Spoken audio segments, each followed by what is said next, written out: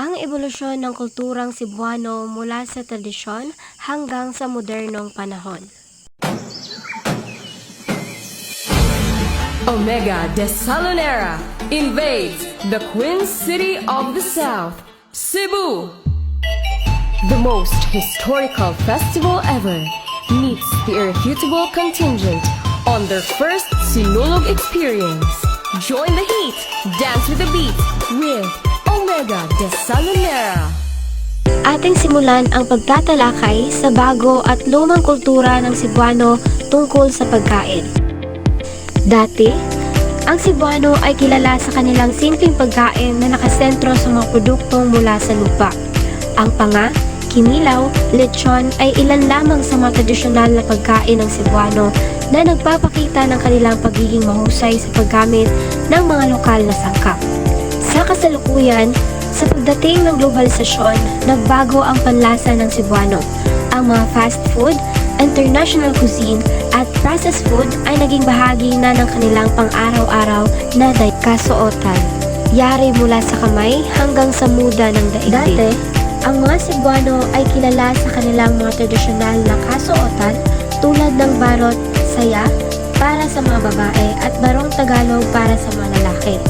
Ang mga damit na ito ay karaniwang gawa sa natural na materyales tulad ng abaka at kotot. Sa kasalukuyan, ang mga Cebuano ay nagsusuot ng iba't ibang uri ng damit mula sa modernong damit hanggang sa tradisyonal na kasuotan na binago para sa kasalukuyang panahon. Ang terno at barong Tagalog ay patuloy na isinusuot sa mga espesyal na okasyon. Ngunit, ang mga modernong damit ay nagiging mas karaniwan sa pang-araw-araw na buhay. Ang sayaw at awit mula sa ritual hanggang sa modernong musika. Dati, ang masayaw at awit ng Cebuano ay kadalasang may kaugnayan sa mga ritual at seremonya. Ang tinikling, karanyosa at singking ay ilan lamang sa mga tradisyonal na sayaw na nagpapakita ng kanilang pagiging malikhain at pagiging mahusay sa paggalaw ng. Sa kasalukuyan, ang mga Cebuano ay nagtatamasa ng iba't ibang uri ng musika mula sa tradisyonal na musika hanggang sa modernong musika. Ang pop music, rock music at hip-hop ay naging bahagi ng kulturang Cebuano. Ang mga tradisyonal na sayaw ay patuloy na tinatangkilik sa mga espesyal na okasyon. Ngunit, ang modernong sayaw ay mas nagiging karaniwan sa mga club at iba pang lugar ng libangan. Libangan o laro mula sa tradisyonal hanggang sa technology. Dati, ang mga laro at libangan ng mga Cebuano ay karaniwang simple at nakasentro sa labas ng bahay. Ang patintero, luksong tinik at piko ay ilan lamang sa mga tradisyonal na laro. Sa kasalukuyan, ang mga Cebuano ay nagtatamasa ng iba't ibang uri ng libangan mula sa tradisyonal na laro hanggang sa modernong teknolohiya. Ang video games, social media, internet ay naging bahagi ng pang-araw-araw na buhay ng mga Cebuano. Ang tradisyonal na laro ay patuloy na tinatangkilik sa mga espesyal na okasyon, ngunit ang mga modernong laro ay mas nagiging karaniwan sa tahanan at mga lugar ng libangan. Panliligaw at pag-aasawa mula sa tradisyonal hanggang sa modernong panahon. Dati, ang panliligaw sa Cebu ay tradisyonal at maingat. Ang harana o pag-awit ng mga lalaki sa mga babaeng kanilang hinahangaan ay isang karaniwang paraan ng panliligaw. Ang kasal ay isang sagradong seremonya na pinagdiriwang ng buong pamilya. Sa kasalukuyan, ang panliligaw sa Cebu ay mas moderno at diretso. Ang mga Cebuano ay gumagamit ng iba't ibang uri ng paraan ng panliligaw mula sa pag-text hanggang sa pag-uusap sa social media. Ang kasal ay patuloy na isang espesyal na okasyon, ngunit ang modernong kasal ay mas nagiging personalisado at malaki. Ang pagbuo ng pamilya mula sa malaking pamilya hanggang sa mas maliit na pamilya. Dati, ang Cebu ay kilala sa kanilang malalaking pamilya. Ang mga lolo't lola, magulang at mga anak ay kadalasang nakatira sa iisang bahay. Ang mga magkapatid ay nagtutulungan sa pag-aalaga ng mga bata at sa mga matatanda.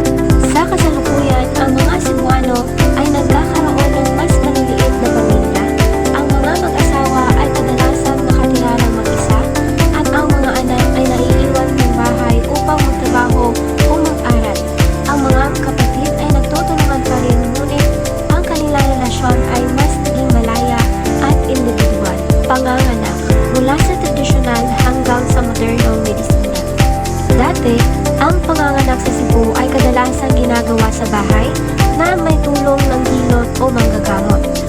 tradisyonal na paniniwala at kaugalian ay mas mahalaga sa pag-aalaga ng mag-ina at ng mga sanggol.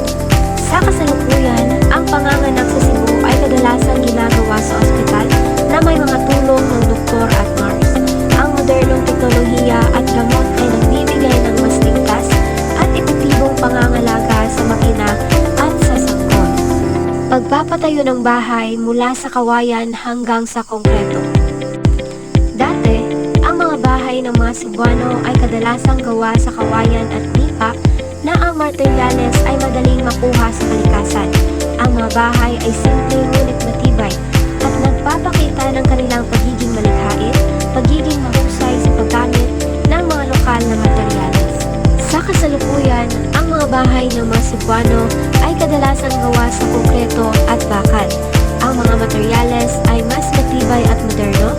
Ang mga bahay ay mas nagiging malaki at mas komportable at nagpapakita ng kanilang pagiging malikhain at pagiging mahusay sa paggamit ng mga modernong teknolohiya. Pagsasaka mula sa tradisyonal hanggang sa modernong agrikultura.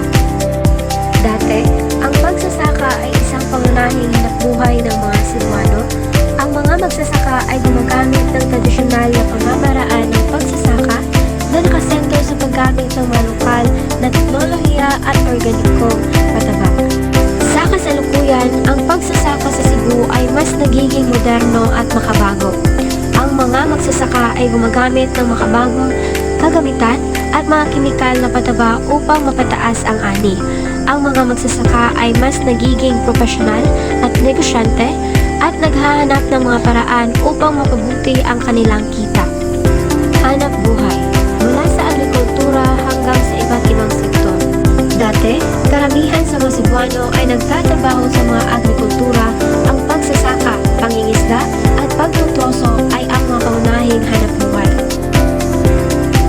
Sa kasalukuyan, ang mga Cebuano ay nagtatrabaho sa iba't ibang sektor mula sa agrikultura hanggang sa industriya, serbisyo at teknolohiya. Ang mga pamamahala mula sa tradisyonal hanggang sa modernong demokrasya. Dati, ang mga Cebuano ay may tradisyonal na sistema ng pamamahala na nakasentro sa mga pinuno ng barangay. Ang mga pinuno ay may makapangyarihan na magpasya at magpatupad ng batas sa kanilang mga nasasakupan. Sa kasalukuyan, ang Cebu ay isang demokratikong propensya na may gobernador bilang pinuno. Ang mga mamamayan ay may karapatan na pumili ng kanilang mga pinuno sa pamamagitan ng halalan. Ang mga tungkulin ng bawat miyembro ng pamahalaan ay nakasaad sa konstitusyon. Ang kulturang Cebuano ay patuloy na nagbabago at nag-e-evolve sa paglipas ng panahon. Ang mga tradisyon, kaugalian ng nakaraan ay patuloy na pinapahalagahan. Ngunit, ang mga modernong impluwensya ay nagbibigay ng bagong kahulugan at direksyon sa kulturang Cebuano. Ang pagiging malikhain, pagiging mahusay, pagiging masipag ng mga Cebuano ay patuloy na nagiging susi sa kanilang pag-unlad at paglago. Ang kulturang Cebuano ay isang patunay ng pagiging matatag at pagiging malakas ng mga Cebuano at patuloy itong nagiging inspirasyon para sa mga susunod na henerasyon.